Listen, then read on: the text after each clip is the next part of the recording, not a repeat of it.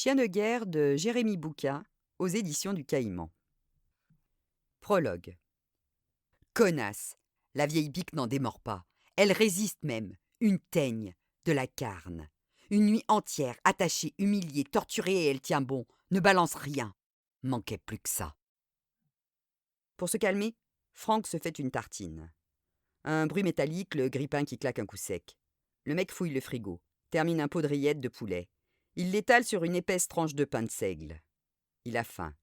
Il grogne, s'en fout plein les doigts, croque dedans, rumine, bouffe comme un porc, tourne dans l'appartement. Un rageux. Il reste dans l'obscurité. Les volets sont fermés. Il allume la télé et tombe sur un documentaire animalier. La chasse aux sangliers. Un truc américain, mal doublé, avec des beaufs du Sud qui fouillent une forêt de l'Indiana.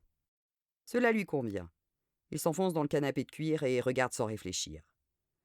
La vieille est inerte, devant lui, ligotée à sa chaise par du gros ruban adhésif brun. Elle ne gémit plus, ne bouge plus. Elle s'est évanouie, n'a pas tenu le dernier passage à la gégène. Les câbles dénudés traînent par terre. Putain! Franck attaque une deuxième tartine, cherche la télécommande. La mort du sanglier lui pèse sur le système. Le commentaire poussif en fait des tonnes. Trouve pas. Il pioche par terre une bouteille, la seule qu'il ait dégotée dans la cuisine. Du pinard. Un bon vieux rouge des familles. Franck avale son verre. Le pif est trop lourd, trop acide, son estomac se tord. La fatigue. Il peine à digérer. Il se sert une nouvelle rasade. Faut combattre le mal par le mal. La deuxième tournée passe mieux. Il repose son verre, cherche l'heure. Presque 8 heures qu'il est là. Toujours rien. Cette affaire commence à sérieusement le chauffer. L'alcool, la nuit blanche lui attaque le système. Il se relève, donne un coup de pied dans la chaise. « Mamie !» La vieille bique ne réagit pas. « Mamie !»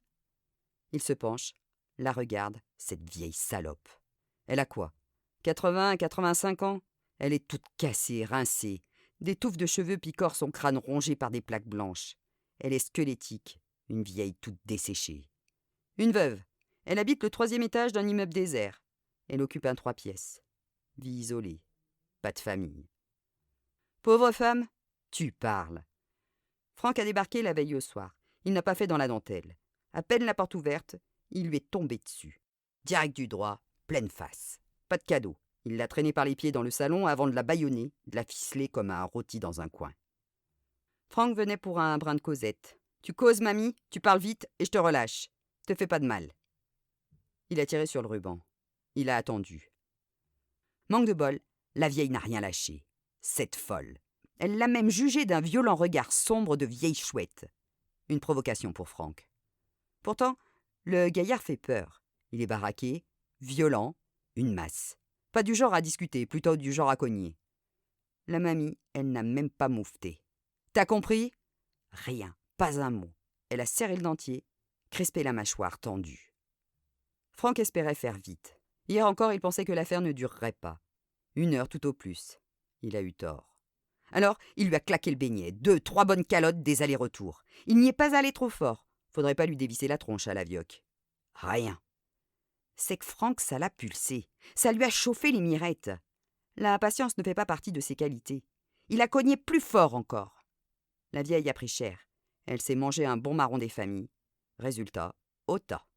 Mamie dans le coltard, premier round. Merde. Franck a bien cru la perdre. Mais la vieille est solide. Elle a dû en recevoir des tartes dans la gueule. Voilà, c'est la loose. 8 heures qu'elle tient. 8 heures que grand Franck s'énerve dans le vent. Henriette, la vieille Henriette. Elle tient le choc. Il la massacre, elle ne bronche pas. Le Franck a pourtant de la ressource. Celle qu'on lui a enseignée en Afghanistan, au Yémen, puis au Pakistan. Humiliation. Simulation de torture. Le menu en entier y est passé. Il l'a foutu à poil, a déchiré ses frusques, il l'a empêché de s'endormir, lui a arraché les ongles, 3 ou 4, lui a cassé les doigts, puis les dents. Il lui a explosé l'appareil dentaire, tiré sur les molaires du fond. Chapitre 1. Quelques semaines plus tôt. Le ciel est gris béton, un train corail couleur acier, la carlingue rouillée et cabossée est lancée à vive allure. Le taco sillonne à un paysage d'hiver. Une vision morne, des arbres dépouillés de feuilles. Retour au pays. Qu'est-ce qu'il fout là? Franck bouillonne. Franck digère mal son retour au pays. Le silence. Juste le bruit régulier des roues sur les rails, des coups de frein. Le train file droit devant. Franck est perdu, paumé, dans ce doux confort feutré. La climatisation tourne à plein régime. Ici, les voyageurs sont en sécurité, ne se posent d'ailleurs aucune question. Les vitres épaisses et blindées du train protègent du monde. Un cocon. Le Corail immatriculé 458 RE3 est quasiment vide. 2 ou 3 voyageurs dispersés sur les banquettes, des jeunes, des vieux, il y a de tout. L'odeur de transpiration se mêle au déodorant bon marché. Franck est dans le champ visuel d'un môme qui s'acharne sur une minuscule console de jeux vidéo. Sa mère pionce, la bouche à moitié ouverte, la face de biais, le front collé à la vitre. Le gamin s'agace, trépigne, presque con à secouer son boîtier dans tous les sens. À côté, un vieux tourne les pages d'un magazine. Il claque le papier à chaque fois, lèche son doigt tordu, les jointures rongées par la goutte. Franck grince des dents, stresse, les poings serrés, impossible de se concentrer. Ces claquements mécaniques de la locomotive, le bruit sourd du moteur, un léger brouhaha des voyageurs l'oppresse. Depuis combien de temps n'a-t-il pas été au calme? Il cramponne la coudoir capitonnée de plastique rouge, une boîte de conserve lancée à 130 km/h, enfermée. Les autres. Franck les calcule depuis un moment. Des gens comme des extraterrestres planqués, des aliens trop calmes. Franck se crispe encore plus. Loin de sa garnison, loin de son équipe, des gars, ses frères. Grand Franck est loin, seul, ramassé sur son siège. Il s'est pourtant acheté un journal sportif, même si cela fait longtemps qu'il n'a pas suivi un match, regardé les résultats à la télé. Il y a de belles photos. Il n'a pas envie de lire. Il n'aime pas de toute façon. Pas de musique, pas de film à regarder. Rien. Pas de distraction. Il n'est ni concentré, ni même intéressé. Franck a juste la colère en lui, la rage, une forme d'explosion permanente qu'il ne peut calmer. Et il est là, dans ce train, lui, immobile, le paysage qui défile. Il rentre à la maison. Merde. Il cherche juste à comprendre. Pourquoi il est revenu? Pourquoi on l'a forcé? Il est paumé. Perdu depuis son arrivée en Allemagne, la sortie de la base. Paumé depuis qu'il a dû prendre un bus direction Berlin, sans comprendre un traître mot d'allemand. Puis Paris. Il est monté dans le tas de boue, s'est posé devant. D'autres soldats ont grimpé. Il n'a adressé la parole à personne. Paumé avec son fric, 300 balles, juste de quoi payer un trajet retour et son billet de train. Les forces armées françaises ne l'ont même pas lâché à Paris, ou à Avord comme les autres. Sanctionné, puni. Il est arrivé avec un avion régulier de l'OTAN, en Allemagne, seul encore. Franck n'a ni mangé ni bu depuis la veille. De toute façon, il n'a pas faim, il est dégoûté. Même dans ses fringues, il ne se retrouve pas. En civil, jean, pull, chemise, le minimum. Il a trouvé de quoi se changer dans son sac. Puis, il y a cette ceinture rouge. Sa ceinture fétiche de gamin, celle avec une boucle en laiton jaune. Une tête de mort de biker. La seule qu'il avait dans son sac. Un trophée qui remonte à son adolescence. Un marché dans le quartier. Un vendeur, un nègre, qui refourguait des sacs, des trucs d'Afrique. Franck n'a jamais prêté attention à tous ces métèques du quartier qui vendent sur la place. Lui, tout cela lui passe au-dessus. Mais ce jour-là, cette ceinture, ce rouge vif. Il était à peine décuité. Il se baladait, la gueule de bois qui le martyrisait, une soirée arrosée avec des copains. Il l'a acheté. Il n'a même pas cherché à négocier. Le putain de nègre l'a mal pris. On doit discuter, mon frère. Mon frère? Putain, le gars lui a balancé tout un charabia. Mon frère? Ta gueule, je suis pas ton frère. Franck a payé, c'est tout. Il avait 17 ans, un gamin terrible. Un petit con. Franck en a 32 maintenant, 32 ans dans 3 mois, en automne. Il presse entre ses jambes son barda, un sac épais en toile de jute, vert crado. Sa vie tient dans ce sac de voyage réglementaire kaki. Des fringues, quelques CD, un vieux baladeur CD qu'il traîne partout. Des musiques, du hip-hop surtout, du rap de gangster. Des mélodies qu'il connaît par cœur qu'il écoutait là-bas, en mission. Il a gardé son béret dans sa poche arrière, comme un doudou. Il l'a mérité. Il est un troufion, sa famille d'adoption. Il a l'impression d'être déconnecté du temps, des gens. Il a l'impression qu'on le regarde, qu'on le scrute. Le gamin d'en face, il le fixe. Le vieux à côté. Une agression. Un sentiment d'isolement, puis ce silence, ce bruit régulier, loin de la peur, et pourtant tout autant effrayé. Le gris du ciel se charge, un hiver glacial bien loin des plaines de la frontière pakistanaise. Franck Taupe a l'esprit dans le vague, ses pensées sont encore là-bas, En moins de 30 heures, il a basculé de la tension permanente d'un théâtre d'opération au calme relatif d'un transport en commun. Et cette musique étouffée. Le môme d'en face qui se remet à remuer, s'agace à nouveau sur son jeu vidéo de merde. Ses oreillettes crachent en sourdine une musique en boucle. Une horreur. Franck rêve de lui claquer la tronche, lui faire bouffer son jeu de merde. Il résiste. Franck fouille dans son blouson, un bombers noir d'ado. La doublure orange est déchirée, usée. La mousse blanche sort par endroits. Il dégage une carte, celle d'un jeu de poker. Un joker. Au dos, un numéro de téléphone. 10 chiffres. 2 entre parenthèses. Un indicatif pour un pays étranger. Il tient la carte depuis son départ, comme un fil d'Ariane. Il pense à cette dernière discussion au bar de la caserne, au Pakistan. La frontière avec l'Afghanistan, là où il était stationné. Un gars, un grand balèze, un type, la cinquantaine, une société privée, sécurité dans les pays en tension. On recherche des types comme toi avec de l'expérience, si tu as besoin. Franck ressasse, pense à ce civil. Le type était sympa, lui proposait de l'appeler en cas de problème. Alors que l'armée le jetait devant le tribunal, un gars lui proposait de l'aider. Une carte de visite, décorée comme une carte à jouer, un as de pique au verso. J'aime débrouiller. T'es sûr ? Je crois. L'autre, un mercenaire, un soldat d'une boîte privée. Il soupire, range la carte à jouer. Il avait du boulot à lui proposer. Des gars comme toi, avec tes compétences, on en cherche. Franck a refusé. Il a dit vouloir rentrer. Rentrer, s'est étonné le mercenaire. Pourquoi faire ? Aujourd'hui, il rentre pour de bon. Fini tout cela, fini tout ce bordel, fini la vie dans des trous pourris. Il rentre, voilà tout. Le trajet est dur. Les bruits mécaniques du train s'accélèrent pourtant. Les regards égarés des voyageurs. On est bien loin des théâtres d'opération, de la peur qui ronge, des bombes qui tombent, des attentats permanents. Franck a toujours été un militaire, préparé, entraîné à cela, un bidasse dans l'âme. Il était un troufion. Il frotte son visage. Il est quoi maintenant ? Soldat depuis l'âge de 17 ans, depuis l'âge où il s'est dit « J'y vais, je m'engage, je me barre de chez moi ». Pas bon à l'école, pas bon élève, pas bon frère, pas bon fils. Franck n'a jamais été bon. Si, juste bon à rien. Élevé par sa mère, fils unique, déjà trop con. Pas de père. Pour les psychologues de l'école, c'était là le problème. Des conneries. Franck n'a pas de père ? Pourtant, il en a vu des hommes passer dans la vie de sa mère, surtout dans son lit. Des bons hommes, c'était pas ce qui manquait à l'appartement. Sa mère, une salope. Non, Franck était surtout seul, rageur, cogneur, vide, juste la haine. Lui a perdu les 17 premières années de sa piètre vie à faire des conneries. On lui a proposé l'armée pour s'éduquer. Une conseillère d'orientation avait dit cela pour déconner. Franck y est allé direct. Tu gagneras ta vie. T'aimes le sport ? Oui. L'officier recruteur l'a jugé. T'as l'air d'en vouloir. Franck, 17, n'a pas bronché. Tu vas en chier, a lancé le gradé.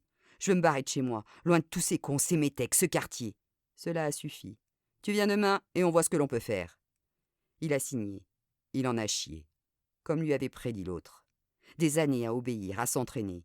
Puis les théâtres d'opération, des journées calées, rations de combat, sport tous les matins, garde régulière, des temps banalisés par le sergent du campement. Des missions, il en a enchaîné une 40aine.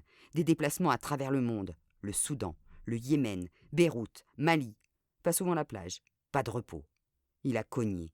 Il a tué, bien évidemment. La vie de groupe, le bataillon, rien à foutre. Franck ne s'est pas fait que des amis. Il était là pour cela. Il ne cherchait pas une colonie de vacances. Il cherchait la castagne. Et il la cherche toujours. C'est en lui. Une vie sans réfléchir, une vie ailleurs.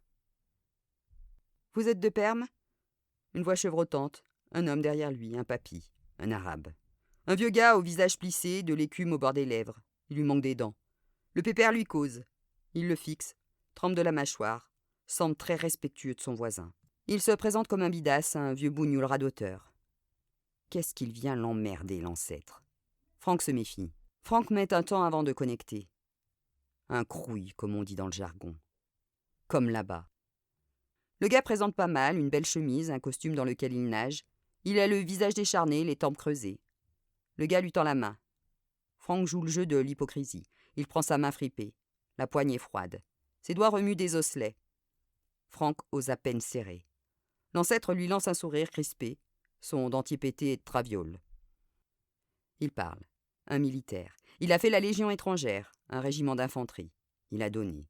Le vieux radote, bégaie, pas mal. Quoi ? Franck émerge. Vous êtes de Perm ?» Le vieux désigne le sac en toile de jus de verdâtre qui traîne à ses pieds. Franck en civil, les cheveux courts, l'air paumé. Le gars ne se démonte pas, il fait son CV à Franck. « Je suis un ancien de Beyrouth. J'étais chez les paras », explique le pépère, comme s'il était de connivence avec Franck. Un ancien combattant, comme on dit dans les clubs. Tu parles. Un gars nostalgique avec des médailles qui parade au 8 mai, au 11 novembre, qui lève le drapeau. Un parasite du passé, un fantôme, un esprit mort pour la France. Franck déteste ce genre de bonhomme. Des momies. Ces gars ne sont juste que la mémoire des batailles perdues. La patrie est reconnaissante. Tu parles. La patrie. Chaque guerre, c'est que l'illusion, celle des enjeux de pouvoirs économiques, religieux, celle des gardiens d'une paix qui n'a rien d'humain. Le vieux lui tapote l'épaule. Il est fier de ce petit gars qui doit faire 3 fois sa taille et autant son poids. Abruti. Franck acquiesce. Il ne comprend pas vraiment l'allusion. Franck n'est pas du genre empathique et encore moins à faire dans les sentiments. Le sens, l'histoire, la patrie, rien à foutre. C'est un brut de décoffrage, un de ces gars bourrins. La guerre ne l'a pas aidé à comprendre les signes sociaux. « Je rentre chez moi », râle Franck. Cela fait du bien. Franck bougonne. « Je sais pas vraiment. » Silence. « Vous étiez stationné où ?» Franck soupire, pas envie de répondre. L'autre insiste du regard, curieux. « Pakistan, frontière avec l'Afghanistan. » Le vieux devine vite. Les opérations spéciales. L'arabe est bien renseigné, intéressé. Il a tapé juste. Il juge Franck autrement maintenant. Ce n'est pas un enfant de cœur, pas un vulgaire troufion. Il a vu la mort. L'ancêtre émet un sifflement, laisse son imagination courir un peu. Je suis resté plus de 5 ans à Beyrouth. On était là-bas pour le maintien de l'ordre. J'ai vu plusieurs camarades tomber sous les tirs ennemis. Un sacré bourbier. On était dans un pays qui ne voulait pas de nous, pour assurer une mission dégueulasse. Ce vieux bougnoul se met à débiter son histoire sans s'arrêter, parle de quelques faits d'armes, des tirs de roquettes, de camps bombardés, de menaces permanentes. Les époques changent, pas les hommes. La tirade dure. Il radote, donne des détails comme pour donner du sens à son histoire. Agite ses bras squelettiques décharnés, sa peau de poulet fripée, tachetée de masse brune. Le vieux con ergote, il se donne contenance. Installe un silence. Il cherche Franck. Il cherche son regard. Il y a longtemps que les yeux de Franck ne traduisent plus rien, plus d'étoiles, plus de larmes. Silence. Le bougnoul attend. Il se penche comme pour chercher un son. En plus, il est sourdingue. « Et vous ?» Franck n'écoute pas. « Quoi ? Vous êtes dans quel corps ?»« Le RIMA. » Grondement encore. Le vieux soldat sait ce que signifie l'acronyme. Il est curieux, reste attentif à ce que deviennent les forces armées. Régiment des troupes de marine, le 21e RIMA appartient à la 6e brigade légère blindée. Ces gars sont en première ligne des conflits les plus complexes. Les forces spéciales, des interventions à risque, des documentaires à la télé pullulent sur ce corps de l'armée. Des bourrins, des tueurs. Franck a crapahuté plus de 10 ans pour eux. Sa vraie famille, pour la patrie. Tu parles. Le vieux cramé calcule. Franck n'est pas un de ces planqués, pas un galonné de l'arrière. Franck a affronté le feu ennemi. Il pèse ses mots. Vous avez dû en voir des vertes et des pas mûres. Il siffle encore. Franck a des tonnes d'images, des sensations. Il est parcouru par la haine, des envies. Il est bien loin de tout cela. Vous êtes resté longtemps là-bas, en Afghanistan ? 10 ans, 2 contrats. C'est long. Franck n'avait pas envie de revenir, juste de finir. Finir quoi ? Il ne sait même pas. Il a enchaîné 4 séjours extérieurs, 24 putains de missions de plus de 6 mois chacune, avec seulement 2 à 3 mois de retour à la maison. Franck n'est qu'un des membres d'un groupe de potes qui ne se séparent jamais. Jamais. Sauf aujourd'hui. Franck n'y retournera pas, c'est terminé. Vous êtes revenu souvent ? 2 fois. Une fois il y a 1 an, c'est tout. Le vieux tente de donner un âge aux militaires. Franck fait 30 ans, la peau burinée par le soleil, la fatigue. Le train ralentit. Le train arrive en gare. Franck se lève, voit les panneaux défiler, la banlieue. Il range son journal, se redresse. Il ne salue pas le vieux. L'arabe le regarde disparaître au loin. Il ne peut s'empêcher de penser. Ce gars-là, il est foutu.